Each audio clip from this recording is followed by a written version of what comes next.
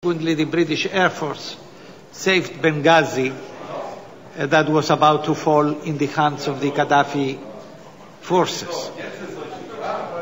And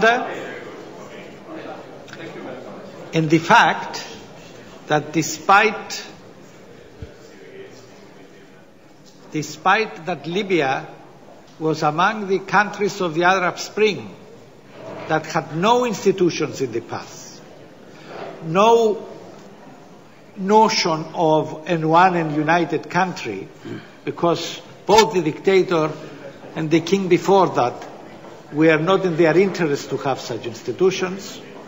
Yet Libya managed better than the others, as of course the others had already institutions like the army, like the bureaucracy, who were reluctant to accept the changes that Libya is now starting from the scratch, and despite domestic security issues is and has been very successful. So for this we will be very much interested to hear Mr. Jibril, who has played an important role during the revolution, is head of the government of the Transitional National Council. He pledged at the time that he will resign the moment the revolution is over, and he did so when Sirte has fallen to the liberating forces. And now he is heading a political party through the democratic method, who was the first in the recent elections that Libya managed successfully to do. So I give the floor to Mr. Jibril.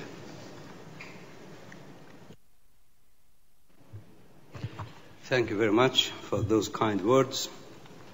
Ladies and gentlemen, first of all, I would like to thank you for this kind invitation. I would like to thank the EPP, and I would like to thank Dr. Jonesy, the Prime Minister of Malta, a great friend of the Libyan people during the revolution, and he still is a great friend of Libya, for this kind of invitation to be among such a distinguished group. The relevancy of the Arab Spring and the aftermath of the Arab Spring to this meeting is a very crucial relevance, in the sense, in my opinion, that the Arab Spring either will be a determining moment that will help the prosperity of Europe in the future, or it would help to deteriorate the European situation economically even further. I always, on different occasions, I just came from the United States, trying to talk to our friends, either in Europe or in the States or in Canada, Australia, that please be careful of the widening gap. There is a widening gap taking place today between Europe as a continent and Africa as a continent. Africa today is the most expanding continent in the globe.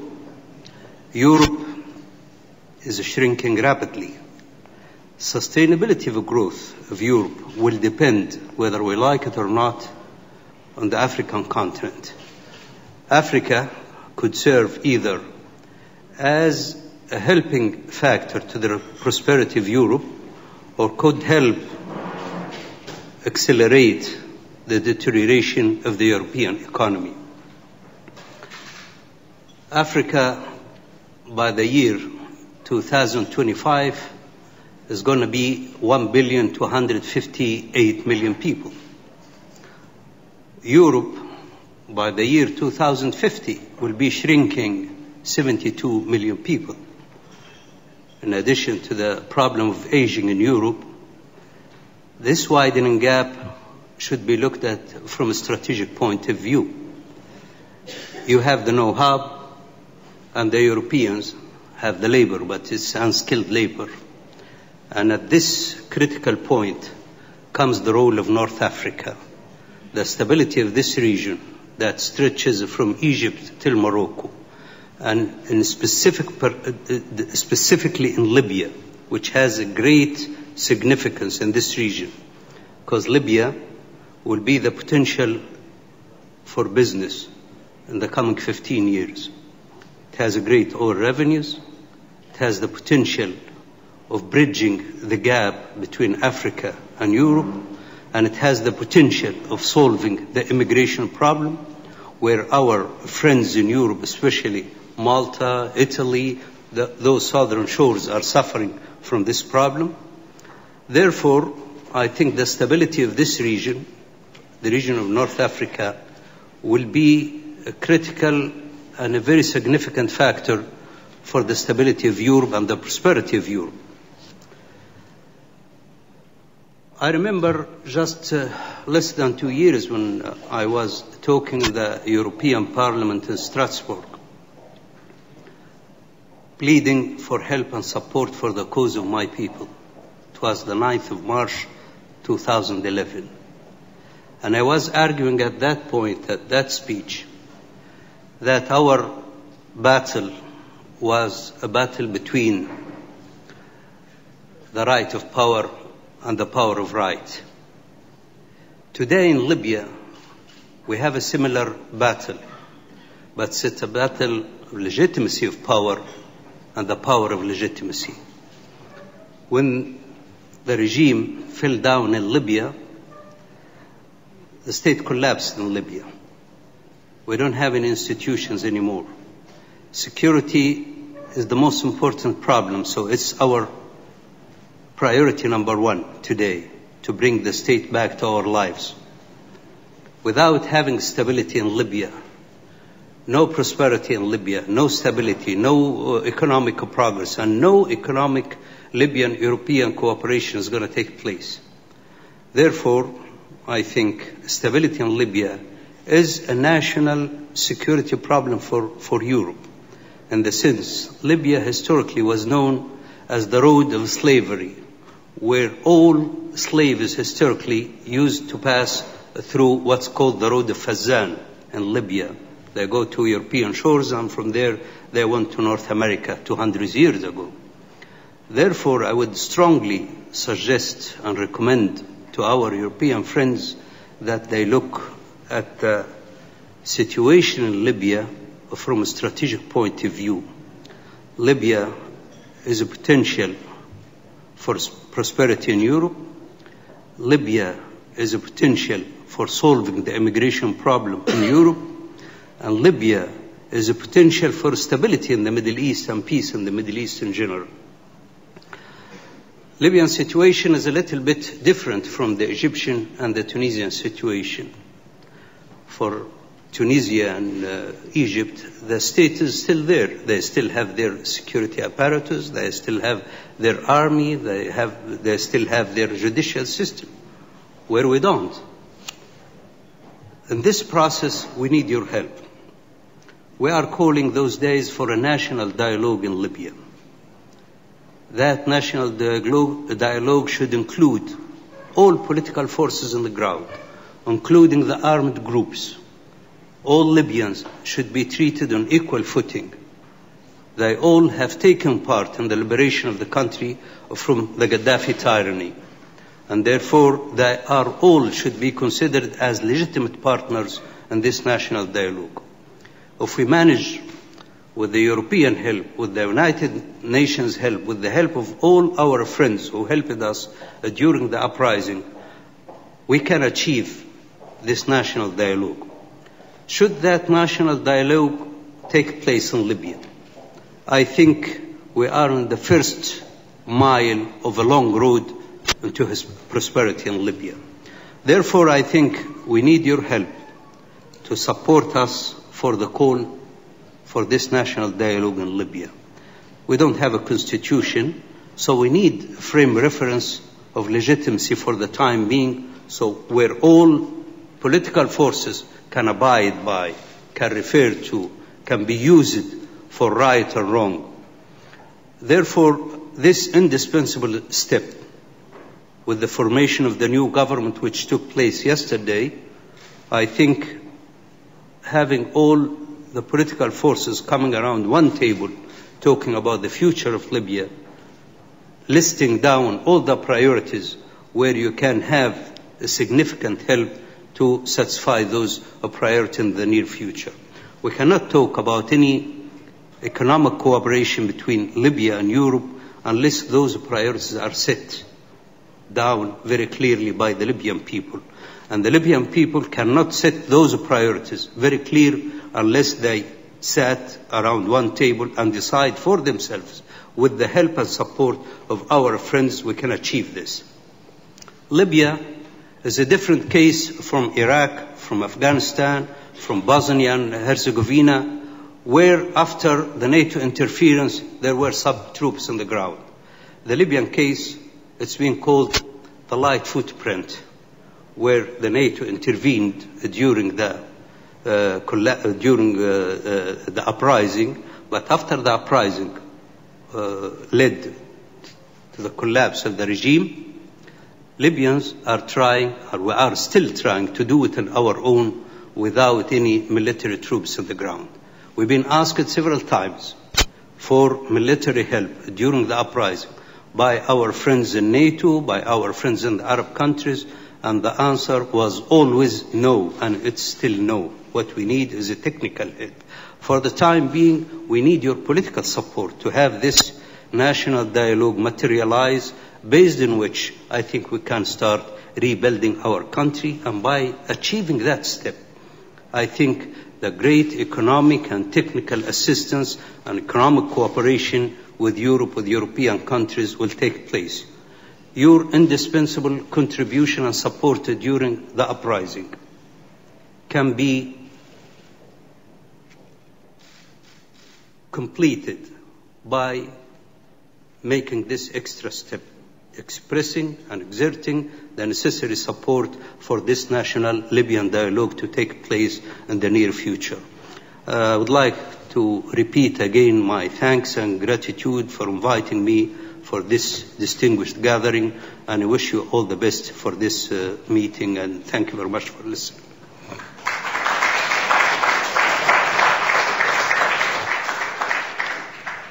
You want to take some questions? Yeah, 3-4 questions. Yeah, okay. Well, Mr. Jibril will be pleased to take 2 or 3 questions because he has a shortage of time. Michael Galler has asked for it.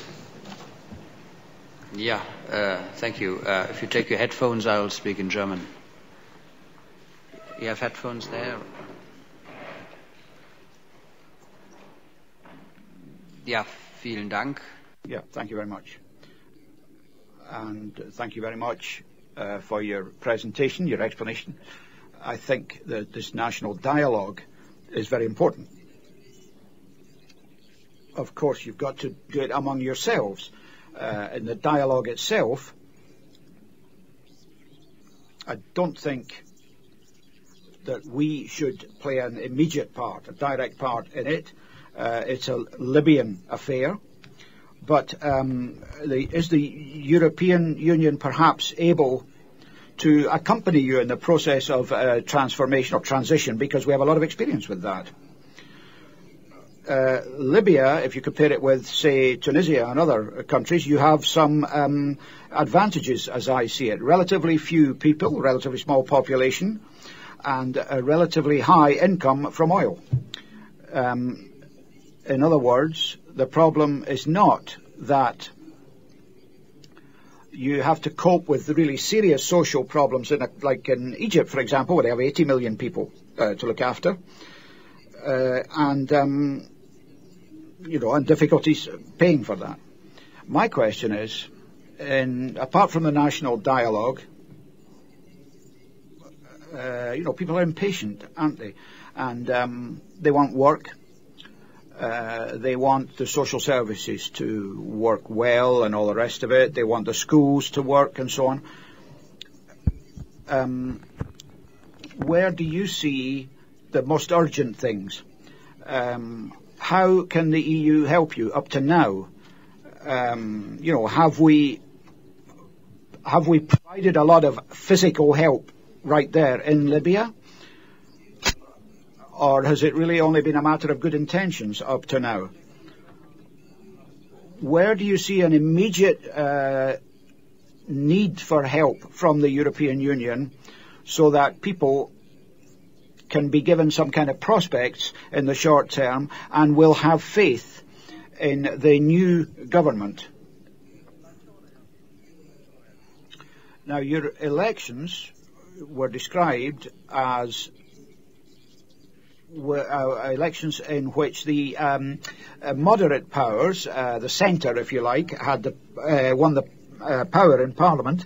Obviously, we see in other parts of the Arab world extremist factions being funded from outside, Salafists, Al-Qaeda, sympathisers and so on. What's the situation with regard to that in Libya at the moment? Saudi Arabia is often mentioned as the source of these powers or their funding. And what do you think is the best thing to do to combat that? Thank you very much. We have only one other question. You will take them both, Mr. Jibril, if you don't mind. Mrs. Pak. Ja. Vielen Dank. Thank you very much. Let me just say that I am chair of a body that's dealt in the European Parliament with the topic of the Arab Spring and women. In all the North African countries, it's an issue. We had a woman from Libya, a young woman from Libya, who told us about the situation in her country. And I have two questions following on from that. In the discussion, we clearly heard, that you have a very good training system in which, for example, or a result of which, for example, there's virtually no illiteracy. So it's not a question of a high rate of illiteracy in your country. Now that means that you have a big potential for the labour market, people ready to work, able to work. That's what we've been told. Now, is it possible to promote the creation of small and medium-sized businesses in the country through European funding? Because I think that would be a tremendous help to help your society to flourish. I think setting up small businesses, really the question there is there something we can do in the European Union to help you, and what have we already done? Second question, as Mr. Gala said, is the question of the influence of Islamists, fundamentalists. In Libya, has this become so great, this influence, that we could lose Libya? That's seen from a European perspective, of course. What about the issue of women in Libya, if you continue to deal with it the way you do up to now? Because, there's been a great commitment by women to the Arab Spring. And a third question or a comment, the European Union has training programs which has been applied in countries like yours for 10 years now because you're our neighbours. And as you can see in the new program, we want to open it up to the countries affected by the Arab Spring. And I hope that we will have your support in that, and that your institutions will make efforts to promote cooperation with the European Union in that context. Thank you. When I talk about the national dialogue, I talk about a Libyan ownership of the national dialogue. I didn't talk about that the Europeans should organize a national dialogue for us. It's a Libyan ownership, and it's chaired by Libyans and decided by Libyans. But what I'm saying, if you pledge your political support for this national dialogue, that would help the national dialogue go in its right direction. Some sort of rounding up international support for a local event. The supremacy of having legitimacy established first. This should supersede everything else. Because without recognizing legitimacy on the ground, the legitimacy of the elected government, the legitimacy of the National Congress, which was elected by the people, if that legitimacy is not established, then you cannot talk about any other priorities. You cannot talk about training, you cannot talk about institution building, you cannot talk about economic cooperation between Europe and Libya. Therefore, our cornerstone right now is to establish legitimacy. That's why in my opening statement I said it's now a struggle between the power of legitimacy and the legitimacy of power, because there are some armed groups on the ground who have their own way. There is a real legitimacy that's on the ground, and there is an official legitimacy that's based on elections which took place on the 7th. So who's the boss, the one who has arms in his hands or the one who was voted in by the people, So this is the question basically. Our solution for the time being is a political solution. Let us all sit around one table, so establish legitimacy that everybody recognized. By having this legitimacy in the ground, then we can set priorities. How we're going to rebuild our army, how we're going to rebuild our police, how we're going to rebuild our bureaucracy, how we're going to rebuild our judicial system, where you have a great input to offer, either training, expertise, technology, but without setting those priorities, we cannot ask for help. Because if I am in the government today and ask for help and somebody else on the ground doesn't recognize me as a legitimate power on the ground, then there is a first priority that should be solved first. The question of what's called extremist. I think extremism, first of all, is all around the world. It's not only in the Arab countries. But extremism in the Arab world was a result of exclusion. That too many groups were excluded from political participation. They have their own perspective, they have their own ideology.